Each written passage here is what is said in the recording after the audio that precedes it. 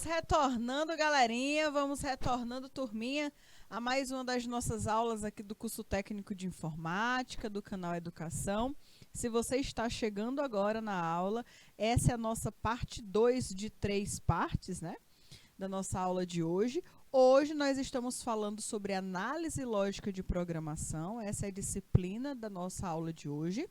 E turma, galerinha, hoje nós estamos falando sobre os vetores, certo? Então, no primeiro momento da aula, eu fiz uma retomada do que são os vetores, expliquei até um pouquinho também o que são as variáveis, como elas funcionam, e agora nós iremos ter um momento mais de prática. Vou trazer exercícios para vocês, e esses exercícios, eles são importantes que vocês testem em casa, tá?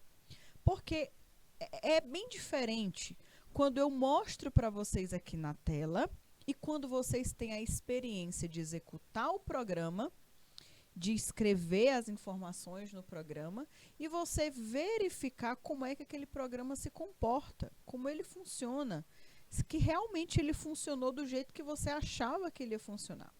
Então, é diferente quando vocês testam, tá bom? Então, eu já dou uma dica para vocês testarem os seus programas.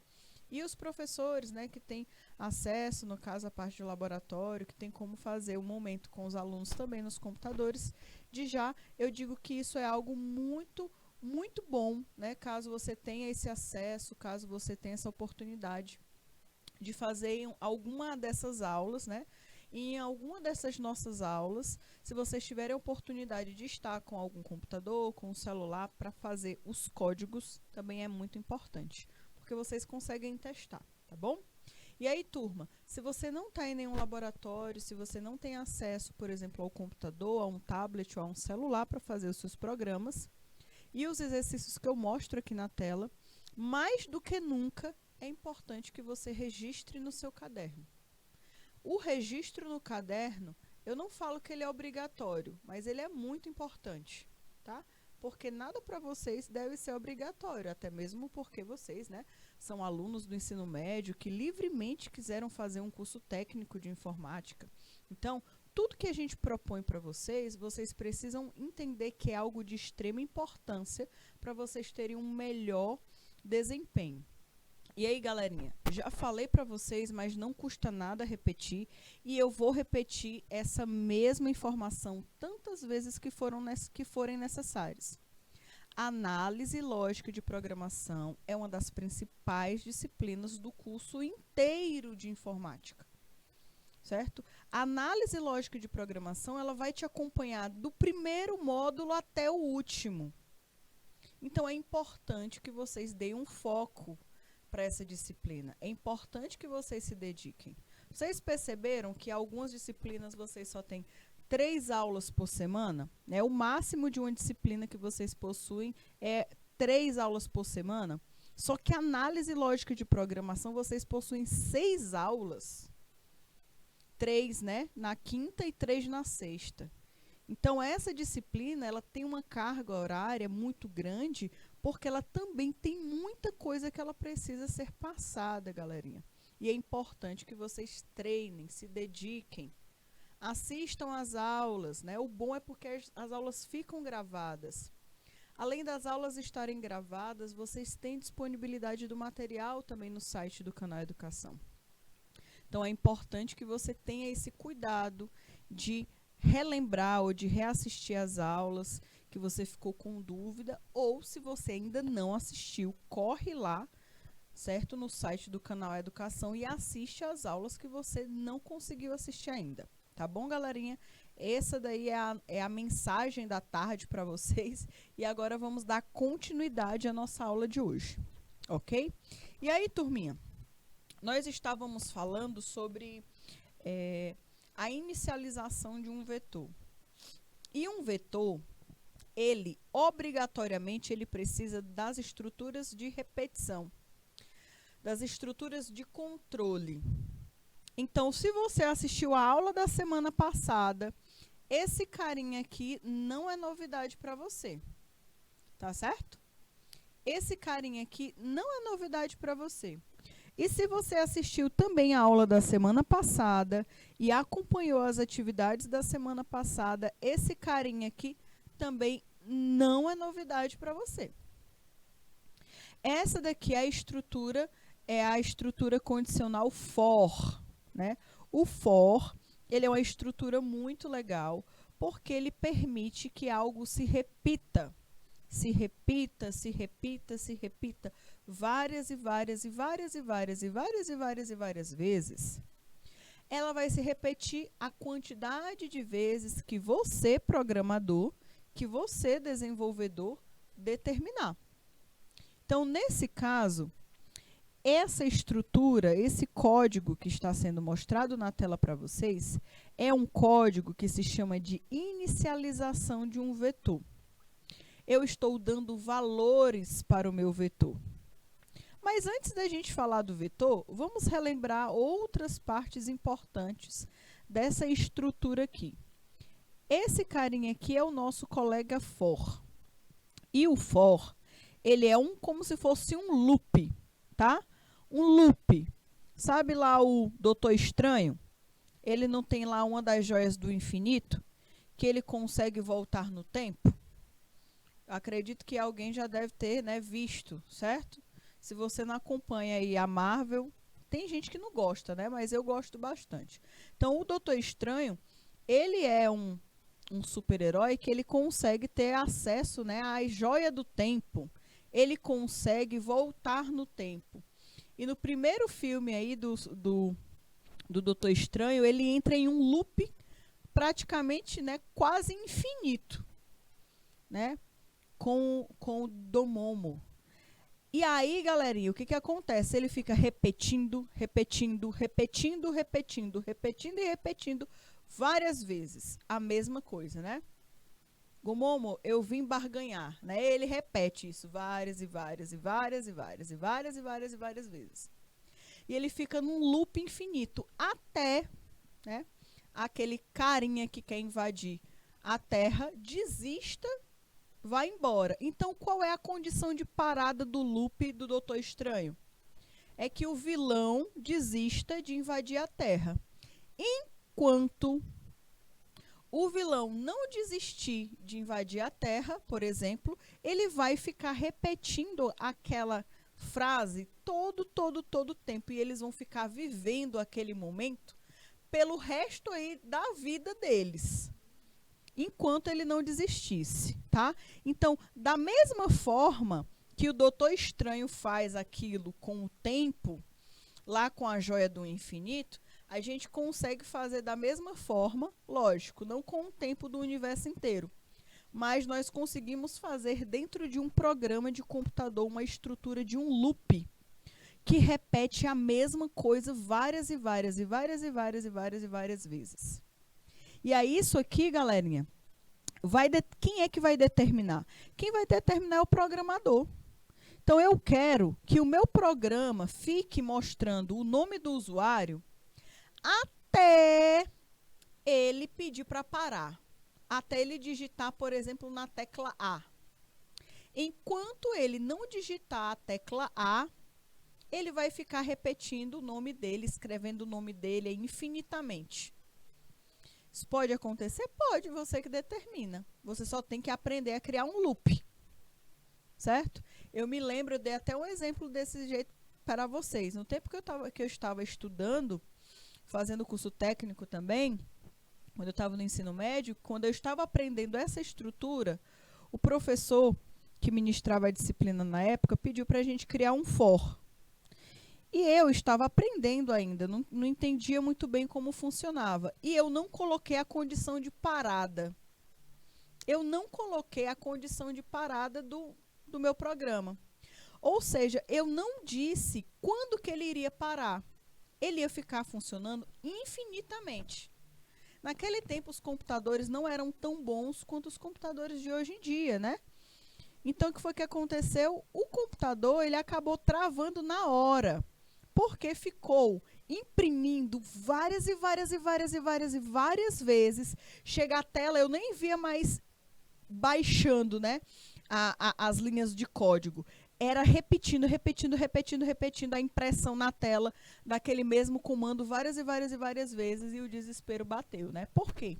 Naquele momento eu tinha feito um loop infinito. Que aquilo ali, enquanto o computador não travasse, ele não ia parar de executar, enquanto eu não fechasse o programa. Então, turma, o for, ele é um comando de repetição. Como eu falei para vocês, a gente cria loop. E esse loop, que é a repetição, eu posso iniciar ele, falar quando que ele começa e quando que ele termina. E aí, nós temos no for 3 locais muito importantes. Vou até marcar aqui. Esse aqui é o primeiro, esse aqui é o segundo, esse aqui é o terceiro. E o for, o loop, né? Ele sempre é acompanhado por um carinha que se chama contador. É o que conta quantas vezes já foi repetido algo. Então, ele vai contar, ele conta. Fica monitorando quantas vezes está sendo repetido, por exemplo, tá? Então, turminha, esse contador, nós chamamos ele de I. Isso é como se fosse um default, né? É como se fosse um padrão na parte da computação. Normalmente, a gente utiliza como contador o I. Mas esse I pode ser outra coisa? Pode ser qualquer nome. Aqui pode ser qualquer nome, pode ser contador, pode ser qualquer nome. Só que no padrão a gente coloca a letra I, tá bom? E aí fala o seguinte, ó, essa primeira parte, ela mostra, isso aqui eu tô relembrando vocês. Isso aqui foi assunto da aula passada, tá? Mas como eu sou legal, tô relembrando vocês para vocês não falarem que não estão entendendo. Então, eu estou relembrando aí tudo que eu ensinei na aula passada para vocês. Então, fiquem ligadinhos. E aí, galerinha, o que acontece? Esse número 1, essa parte aí que tem o I é igual a 0, isso aí está falando qual é o primeiro valor do meu for. Ou seja, o meu for, a repetição, vai iniciar no 0. No ponto 0, no ponto inicial. Isso daí está falando que o contador começa no 0, tá? Contador. O contador é aquele que conta quantas vezes será repetido. Quantas vezes, no caso, repetiu algo. O número 2, ele é a pergunta. Ele é a condição.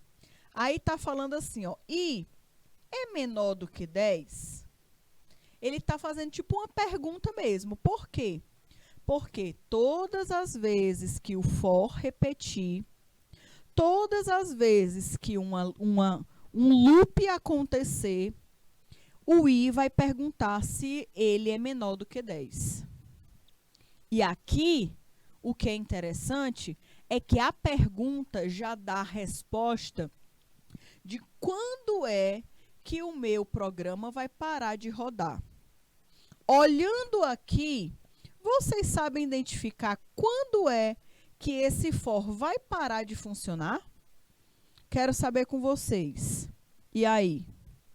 Quero saber, o pessoal de Inocêncio, né? De Inocêncio. Eles fizeram uma pergunta. Mas diante dessa pergunta, só pergunta isso quem sabe. E quem sabe responder o seguinte. Eu quero saber quando é que esse for vai parar de repetir. Me ajudem aí, pessoal de Inocêncio. E quem souber, fora o pessoal de Inocêncio, pode falar também. Pessoal de Jacobina, pessoal de Bonfim do Piauí, Cajazeiras e todos os outros polos, né? O pessoal que está pelo YouTube. Esse exemplo, ele para quando? Esse loop aí, para quando? O José Henrique disse aqui que ele para quando chegar no número 9.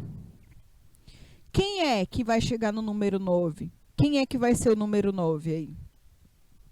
Quero saber quem é que vai ser o número 9. Pessoal de Jatobá do Piauí também. pessoal de Inocêncio perguntou, ele irá repetir de 0 a 9? Né? E aí, o que vocês acham? O José Henrique já colocou a opinião dele. Exatamente, José Henrique, né? O José Henrique está falando aqui, ó, que ele vai parar quando chegar no 9. Aí eu falei, quem é o número 9? Ele falou o I, né? O contador. Então, é exatamente isso mesmo. Ele vai ficar fazendo isso aqui, ó. Ele vai repetir, ó. Ele repete uma vez, 2, 3, 4, 5, 6, 7, 8, 9, 10. Ele vai repetir 10 vezes, tá? Ele repete 10 vezes. Só que olha aqui o que é interessante.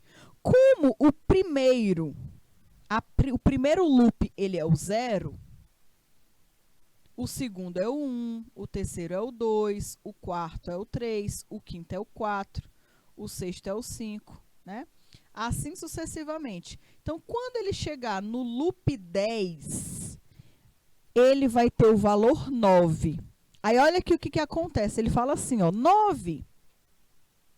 Aí ele vai chegar no número 9, tá? Então, o I aqui é 9. 9 é menor do que 10? É. 9 é menor do que 10. Então, ele vai para a parte 3, ó, do programa. Quem é a parte 3? A parte 3, ela é uma parte muito importante. É a parte que permite com que o meu contador conte. Sem ela, ele não conta. Ele vai ficar sempre no mesmo número. Ele vai fazer o seguinte. Olha aqui. I, meu contador, você começa com 0. Depois, você vai perguntar. 0 é menor do que 10? Se essa condição for verdadeira, se essa pergunta for verdadeira, então você vai pegar o I, que é 0, e vai adicionar ele 1. Então, o I agora se tornou 1. Aí, ele faz a primeira repetição. Aí, ele volta de novo, né? Tem um loop. Aí, ele pergunta, I é menor do que 10? O I agora é 1. Então, 1 é menor do que 10? É. Se 1 é menor do que 10, então, adicione mais 1 também, né? E aí, ele faz outro loop. Então, ele vai ficar repetindo, enquanto o I, o número que está armazenado dentro de I, for menor do que 10. Quando o I for 10, ele já não faz mais nada. Ele para o loop. Então, esse programa, qual é o comando de parada dele? Porque todo for precisa de uma estrutura de parada. Nesse caso, a estrutura de parada é quando a letra I recebeu o número 10, tá? Ele vai do 0 até o 9. Ele vai do 0 até o 9. E ele para quando ele tiver o valor 10. Se tiver o valor 10, acabou-se as histórias. Só que aqui nesse exemplo, ele tem algo a mais do que nós tínhamos nos exemplos das aulas anteriores. Ele tem algo a mais. Nas aulas anteriores, né, nas últimas aulas da semana passada, nós só tínhamos a estrutura printf ou scanf, elas apareciam. Só que agora nós temos uma criaturinha diferente. Além de nós termos o scanf, nós temos agora um tal de vetor. E aí, galerinha, algo muito importante, atenção para esse momento agora. Esse momento agora é crucial.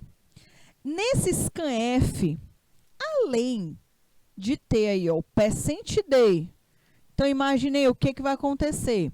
Estou no primeiro loop, o I é 0. Ele faz a pergunta, I é menor do que 10? Verdade. Se é verdade, ele vai adicionar 1. Certo? O contador agora virou 1.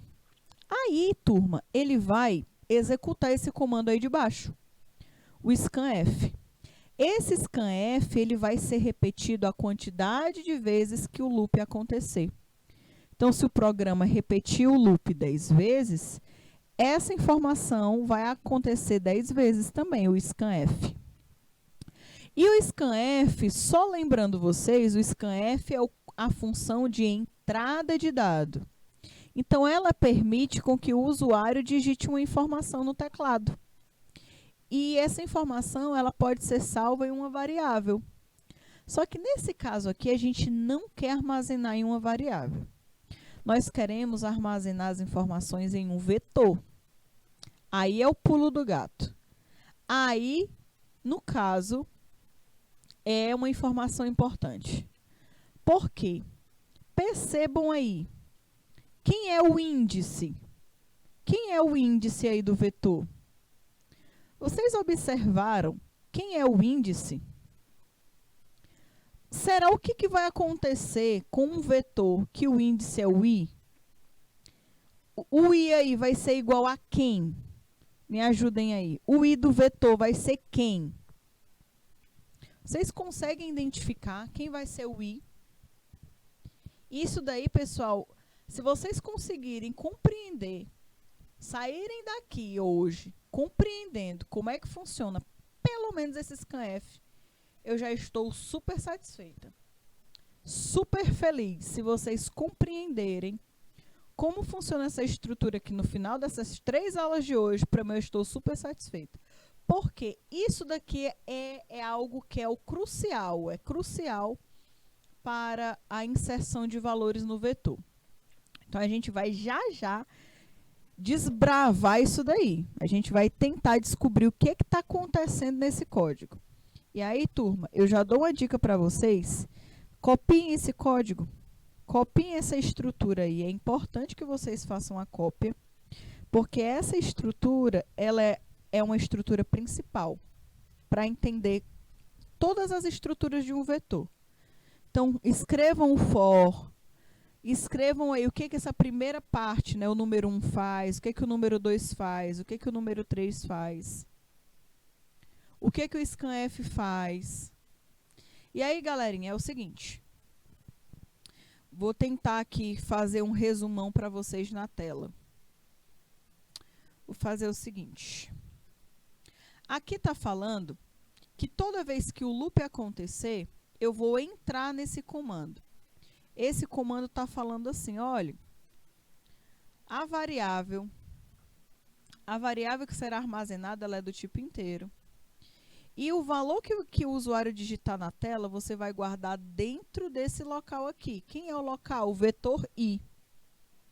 Então, olha aqui. O vetor, normalmente ele é dado pelo nome dele. Nome, que no caso o nome desse vetor é vetor. Eu abro colchete, coloco o índice que eu quero armazenar a informação. Então, se eu quero que seja o primeiro quadradinho do meu vetor, eu coloco o número 0.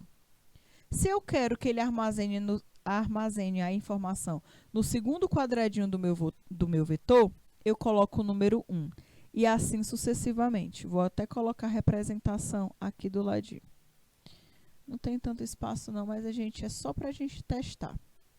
Então, eu tenho 1, 2, 3, 4, 5, 6, 7, 8, 9 e 10. Então, imaginem que esse daí seja o vetor. Aí foi declarado o vetor e esse vetor que vai ser utilizado. Só que como é que ele vai ser utilizado?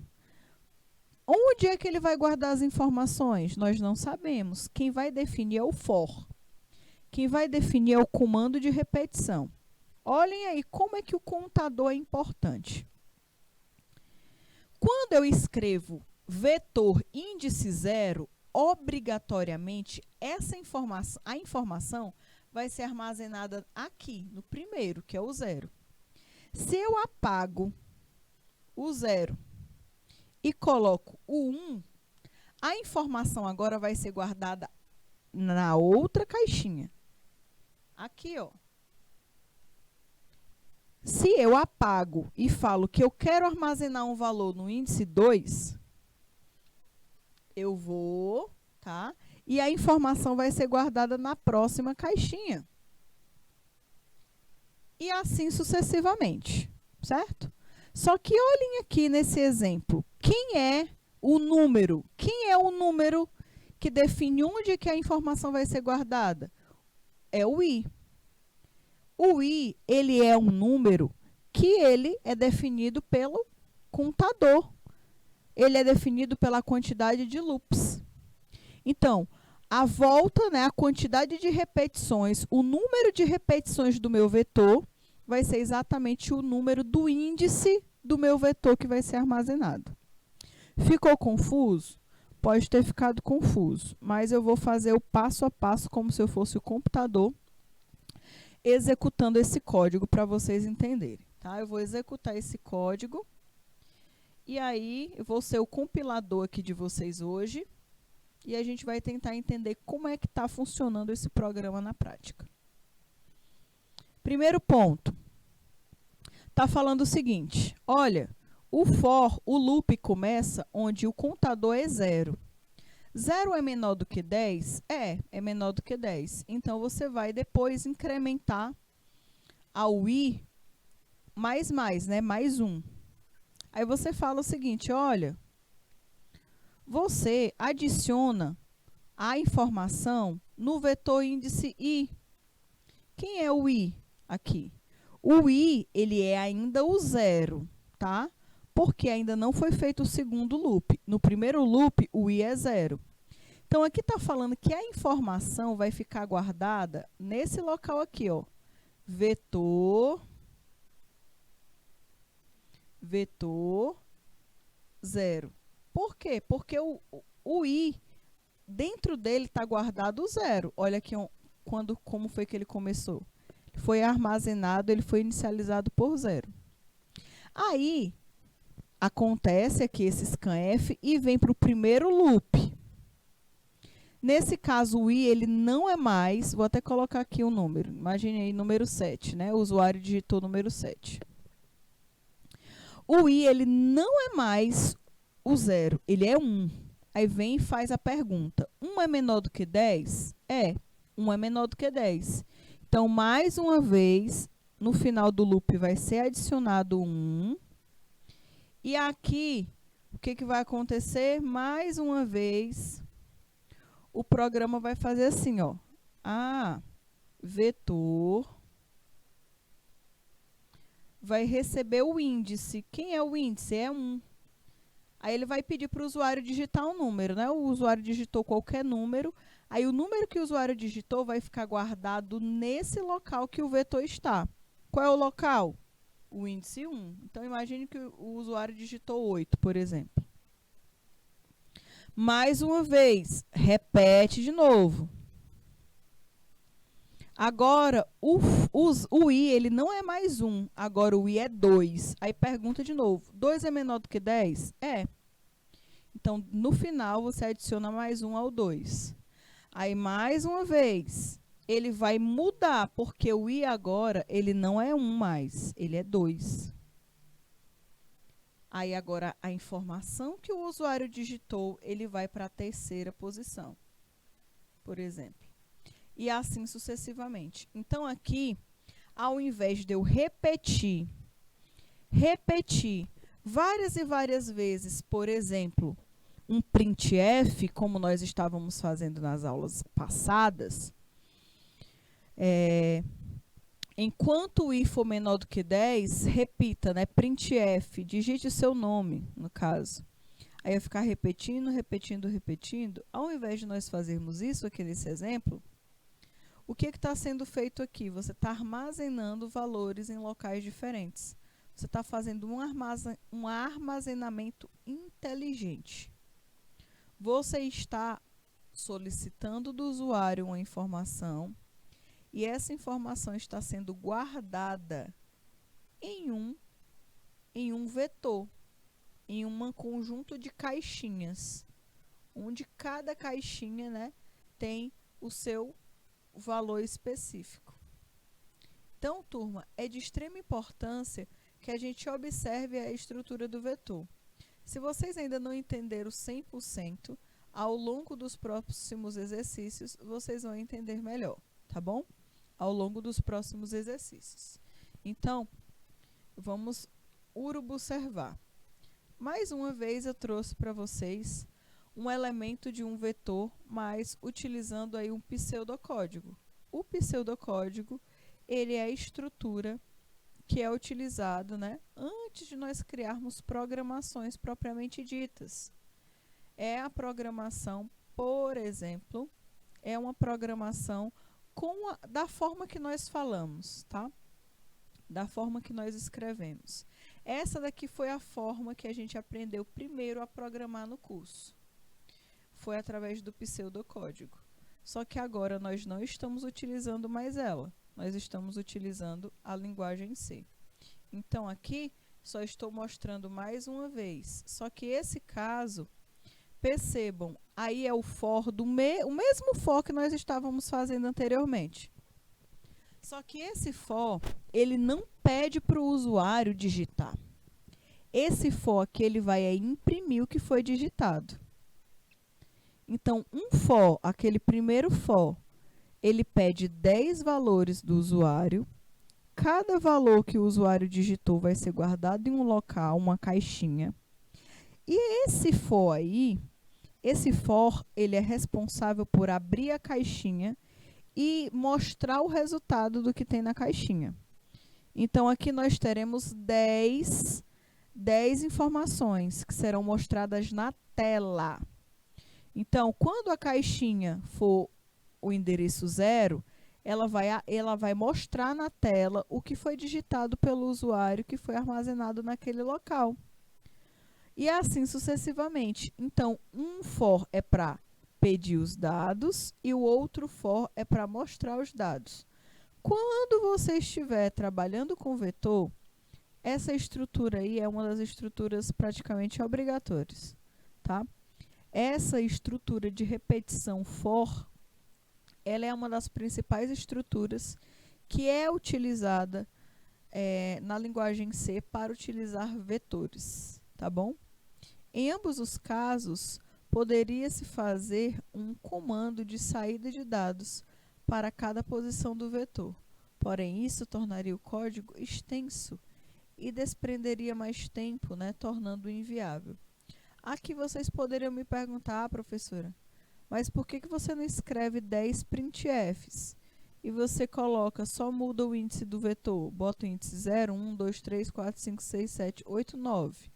Não seria mais fácil? 10 comandos, ok. E se seu programa precisar repetir 1000 vezes, você vai colocar 1000 printfs? Se o seu programa precisar repetir 1 bilhão de vezes, você vai colocar no seu comando 1 bilhão de palavras, né? 1 bilhão aí de instruções? Nem cabe, na verdade, né? Nem cabe no programa, não cabe tudo isso. Então, galerinha, aqui a gente precisa ter muita atenção, que essa estrutura aí é a estrutura principal de um vetor na linguagem C, tá bom? Então, façam a cópia, escrevam esse registro, coloque aí, escrevam que esse for é o for que informa, que dá informações na tela para o usuário. Esse aí é o for que dá informações na tela para o usuário. O outro for anterior, que eu vou até voltar aqui, é o for de pedido, tá? Esse for aqui, que eu mostrei anteriormente, que está lá na página 19, ele é o for que ele recebe os dados. Então, aqui ele vai pedir para o usuário digitar 10 vezes. Já esse outro aqui, ele vai mostrar 10 vezes. Ele vai mostrar 10 vezes o exercício, né? Vai mostrar 10 vezes o exemplo. E aí, galerinha, eu trouxe para vocês também alguns erros comuns que acontecem. Alguns erros comuns que acontecem, turma, na hora de nós criarmos vetores. Eu trouxe para vocês aí um exemplo errado, tá? Um exemplo errado. Erros comuns ao atribuir o valor de todos os elementos de uma só vez. Primeiro, exceto na declaração do vetor, não é possível atribuir valores a todos os elementos em uma só linha. Cada elemento precisa ser acessado individualmente, tampouco é possível usar um único scanf para ler todo o conteúdo do vetor. O código abaixo está, portanto, errado. Então, observem aí.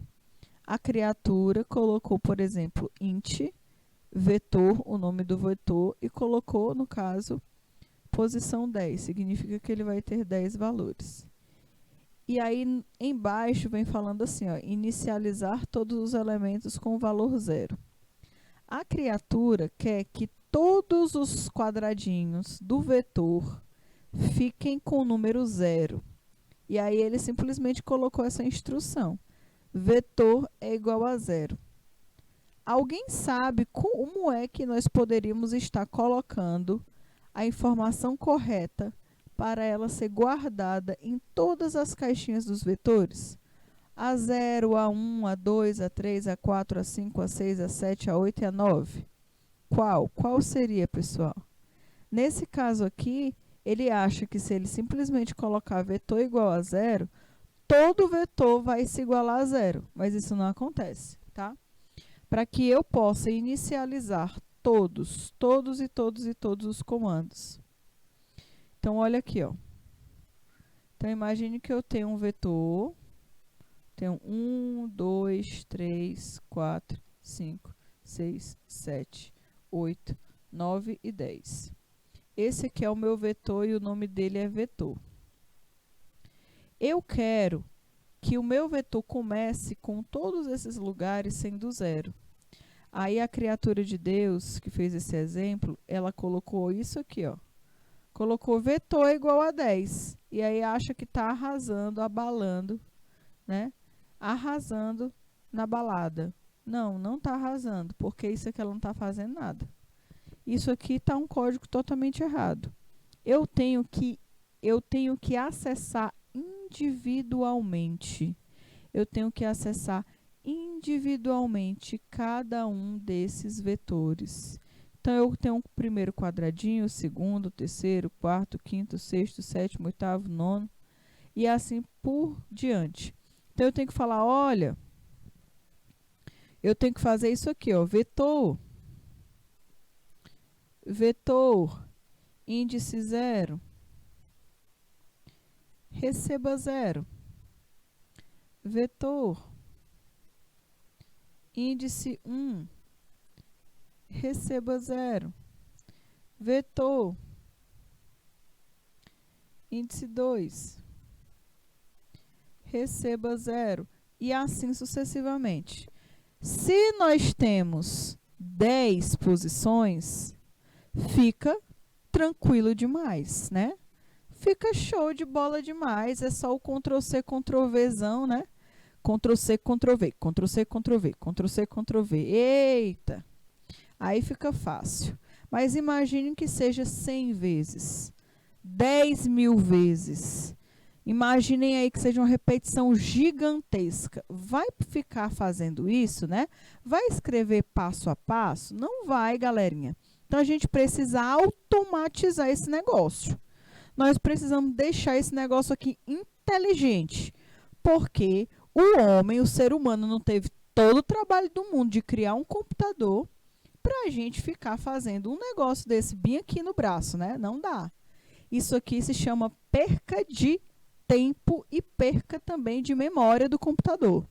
Então, a gente precisa utilizar um recurso para automatizar a entrega do número 0 para cada parte desse nosso vetor. Então, eu quero que aqui fique 0, aqui fique 0, aqui fique 0, tudo isso fique 0. Mas eu preciso caminhar em cada quadradinho desses e colocar o 0 lá dentro. Então, existe uma forma para a gente fazer isso. E já digo, a gente vai precisar utilizar o nosso colega for. Olhem aí. Vejam aí. Isso eu quero que vocês copiem, tá bom? Eu vou dar aí 3 minutinhos para vocês copiarem esse código, certo? 3 minutinhos para vocês copiarem esse código. Só que além de copiar, eu não quero só que copiem, tá? Porque copiar fica fácil demais. Você só tá copiando, fica fácil demais. Eu não quero que vocês só copiem esse código. Eu quero que ao copiar a primeira linha, você coloque do lado o que está acontecendo. quero que você copie a segunda linha e diga o que é que está acontecendo. Terceira linha, diga o que é que está acontecendo. Quarta linha, diga o que é que está acontecendo. Quinta linha, diga o que é que está acontecendo. É para eu saber que vocês estão escrevendo? Não, o objetivo não é esse. O objetivo é porque quando você escreve a linha de código e do lado você explica, você fala com pouquinhas palavras, tá? Pequenas palavras. O que que aquilo ali está fazendo, você aprende 2 vezes mais, 3 vezes mais. Você fixa melhor a sintaxe da estrutura que você está desenvolvendo. Então, vou colocar aqui, ó, linha 1, linha 2, linha 3, linha 4, linha 5, linha 6. É importante que vocês escrevam e coloque do lado o número da linha, tá bom? Porque eu vou dar 3 minutinhos para vocês copiarem e já já eu vou chamar alguns, né, para me ajudar a decifrar o que está se passando em cada uma dessas linhas de código. Então, 3 minutinhos para vocês. Exercício, né? Escrevam o código e do lado vocês precisam escrever o que está acontecendo. E já já eu vou chamar os meus pontos aqui para me ajudarem a desvendar esse mistério. Até já já.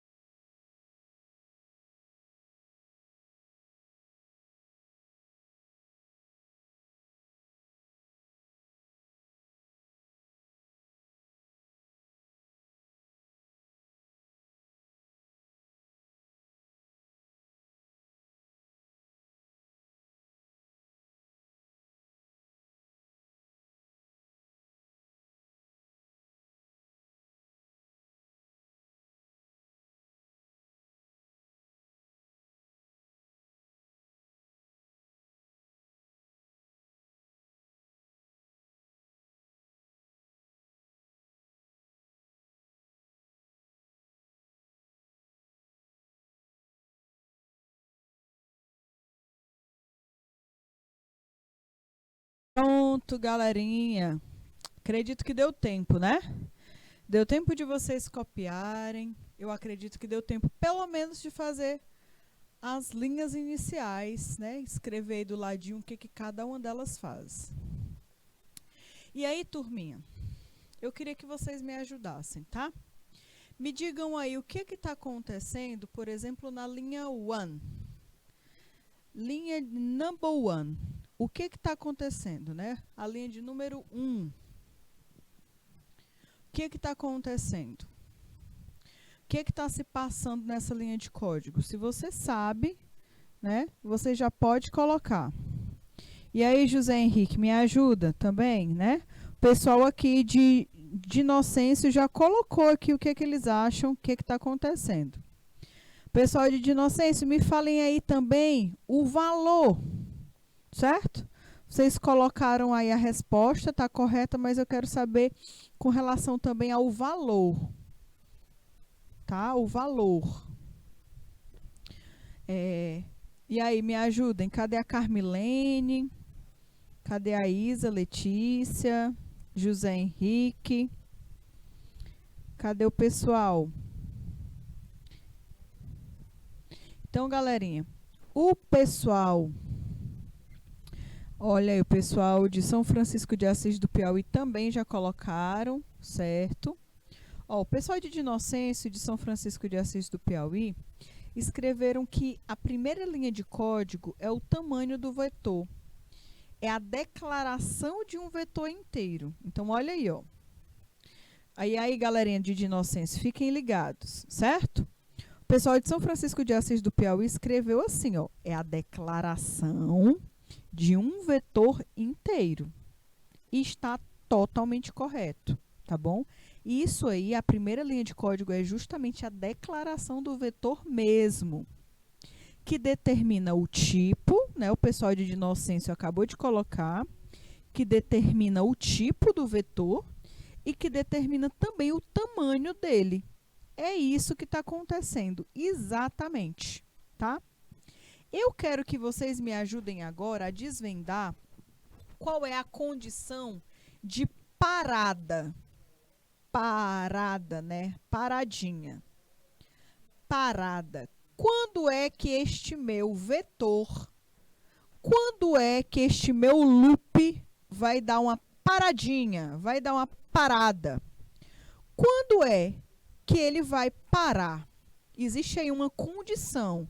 Existe alguma coisa que vai acontecer nesse programa que vai fazer com que o meu for, que o meu vetor, fale assim, ó, parou o loop. Parou, acabou essa repetição. E aí? E aí, galerinha? Quem é que define isso? O pessoal de Inocêncio, já vou falar para vocês. A resposta que vocês colocaram aqui está correta, tá? O que vocês escreveram, galerinha de Inocêncio, está correto, mas eu quero que vocês me expliquem. Certo? O José Henrique falou aqui, certo, ok, mas já eu vou ler a resposta do José Henrique. Mas primeiro eu quero que o pessoal de Inocêncio me diga aí o que está acontecendo nessa linha. Vocês escreveram corretamente, mas eu quero que vocês me expliquem. O José Henrique explicou aqui, mas já eu vou falar a resposta dele, certo?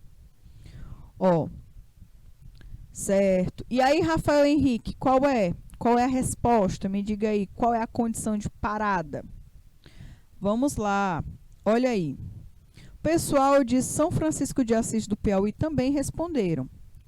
Eles colocaram assim, ó, a condição de parada é quando o índice for igual ou maior que 10.